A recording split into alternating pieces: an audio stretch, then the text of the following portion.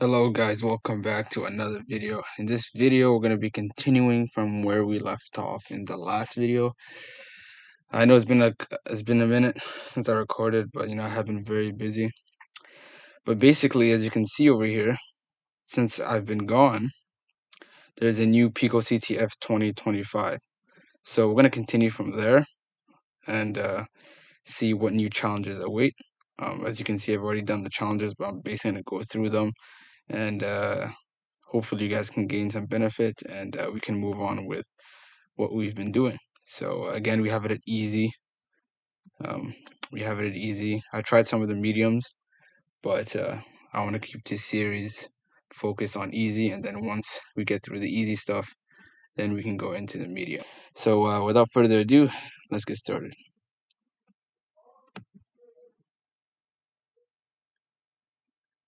All right, so this one says SST11. The author is Vnax. Description says, I made a cool website where you can announce whatever you want.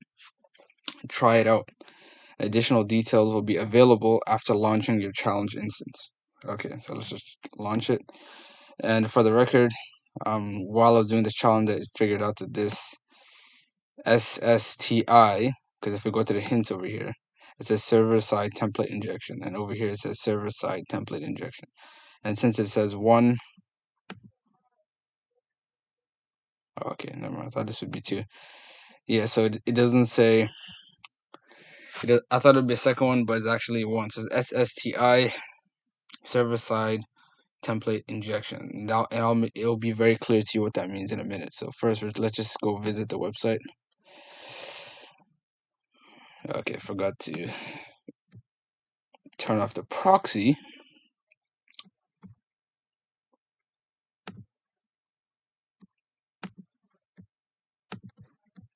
Go to our regular settings.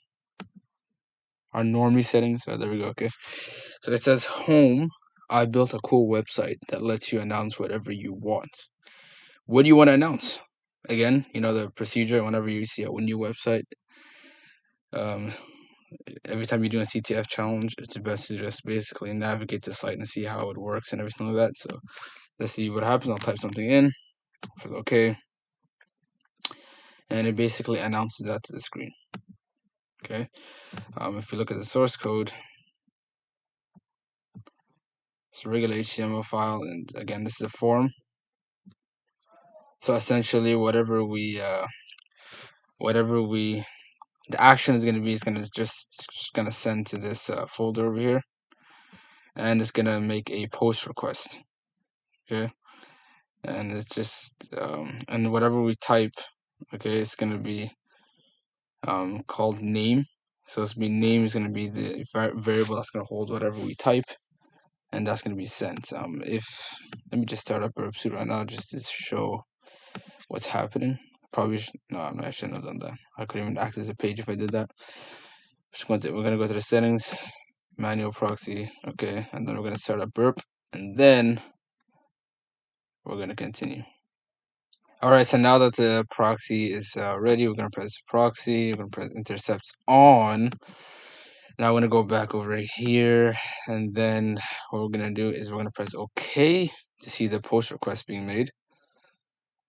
And as you can see, we make a post request to this directory on the server, and then we're sending the content, and the content variable is going to hold what we typed in, right? So earlier when I said, let's just turn this off for a second. Just go back. Earlier when I said whatever we send is going to be saved as name, is actually not. It's going to be saved as content. So content is going to be the variable that's going to hold whatever we type in whenever we make the post request, as you've seen from the when we intercepted the request. So if I just go back here, yeah. So what happens now? So we can't. Well, one thing you should think of right now, you should be thinking of, is that whatever we type seems to be being embedded into the into the page. So remember in the beginning, the challenge said this is a server-side template injection.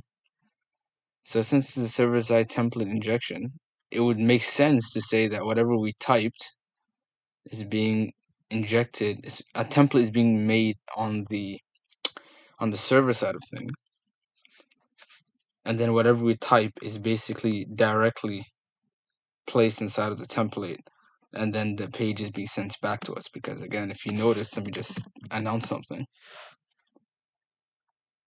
Notice how it says announce over here. So maybe the page that's being created is called announce, and it's just basically injecting whatever we type into here. So while I was playing around with this, again, remember I did this, but it's been some time, so it's not that fresh in my mind.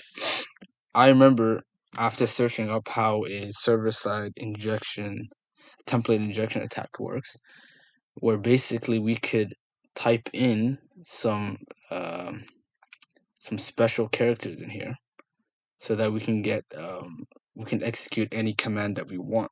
Because remember, it's putting whatever we type inside of the page. So if we put in some type of code in there, it might be able to execute server side, and we can do some bad things, right? So for this, again, after playing around this, I found that the template that was being used was called a jig2, or it was something like that. And basically, if you want to, let's say, do some type of math, we can do something like this using this syntax, if I remember correctly. Yeah, see. So if we use this syntax, can I remove this?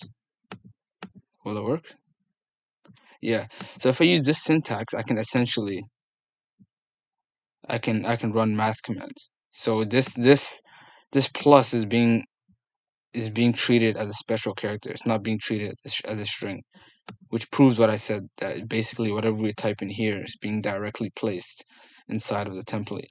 So can we do anything bad with this?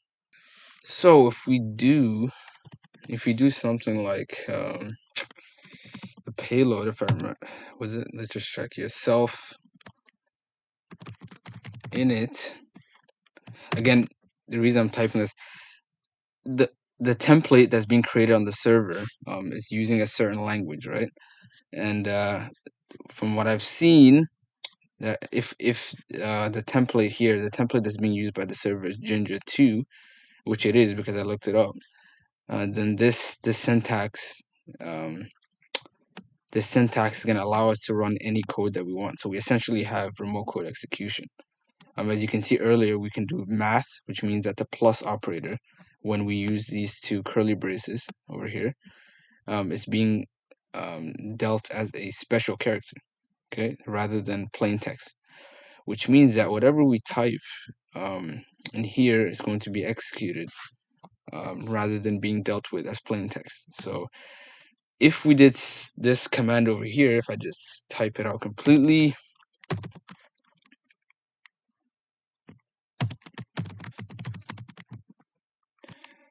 globals,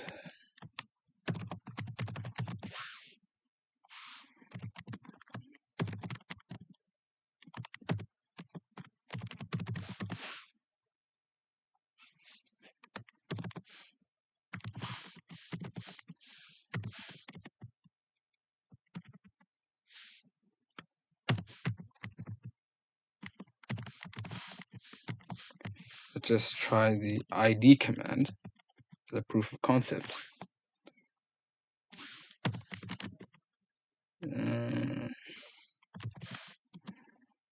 Press OK. As you can see, we ran into an internal server, which basically means that whatever we typed in is being interpreted as special character. Because again, if that was a plain text, we shouldn't be getting an internal server error. It's because this is the server is trying to interpret what we typed as a special command. So this already proves that we're on the right track. Let's figure out why is this payload not working right now.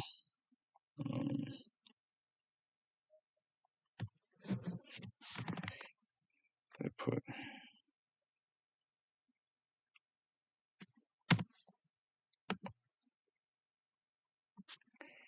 No.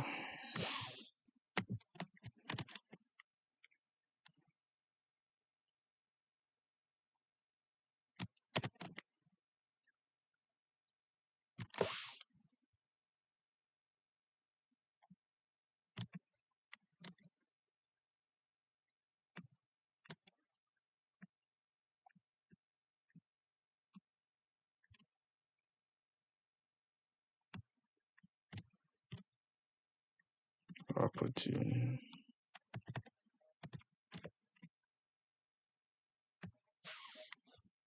try again.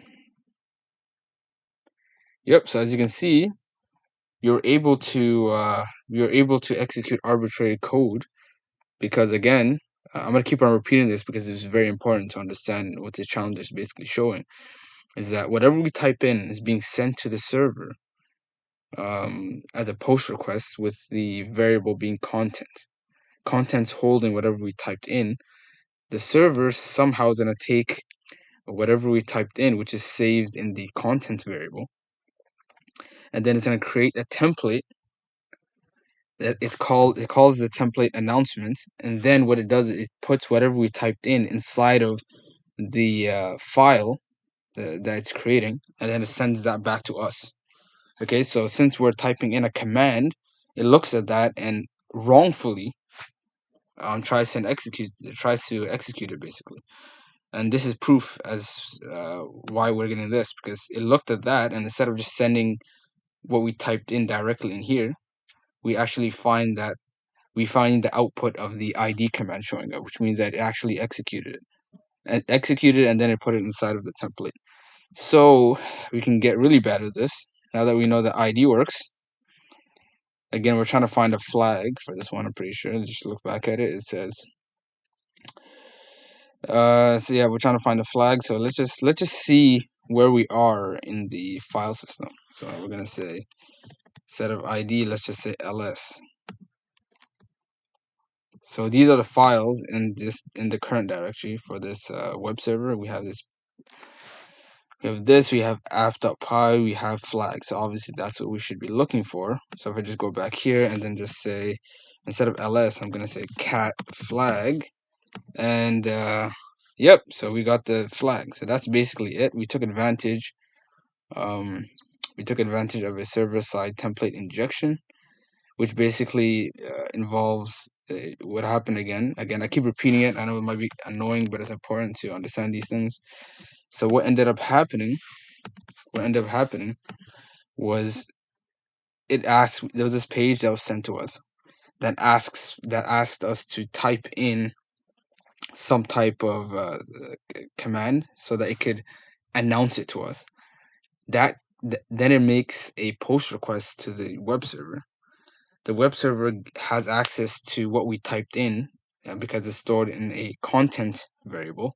And then what it does, it creates some type of template. Okay, it creates some type of template, and then that template obviously is called announcement or announce, and then it basically puts whatever we typed in inside of that template, and it sends it back to us. But because it's not sanitizing user input, it essentially looked at that, saw that it had special characters, and it executed it. And then that allowed us to gain remote code execution. And then once we had a remote code execution, we could escalate and basically look inside of the directory and find the flag. All right, guys, that's it for this video. Hope you guys enjoyed. If you have any questions, leave a like. Comment if you have any questions. If you enjoyed the video, leave a like. And the next time I'm going to continue on No Sanity, Head Dump, and then we're going to do Cookie Monster Secret Recipe. Have a good day.